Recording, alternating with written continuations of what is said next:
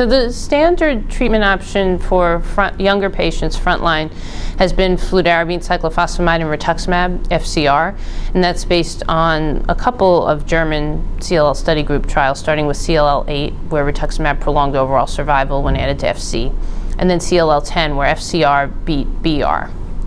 And the importance of the significant benefit of FCR over BR was really brought home recently because we now have 3 long-term follow-up trials of FCR, and we know that in a subset of patients, they remain progression-free at actually 12 years. So approximately 60% of patients with mutated IGH, the favorable IGH, are alive progression-free 12 years after FCR. That means that many of them are probably cured. And so it's very important to emphasize this with this subgroup of patients, the potential to do 6 months of therapy and be done and possibly cured.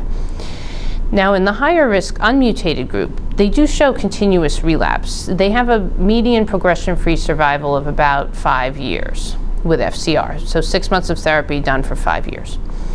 Ibrutinib has actually been approved in this setting, but for a young, fit patient, it means going on a drug continuously for potentially the rest of their lives.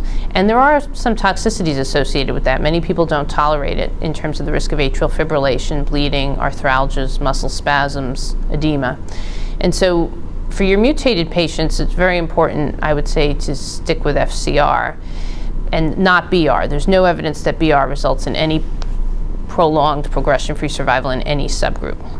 For the unmutated patients, FCR remains a very good standard option. You can also potentially have a conversation about ibrutinib.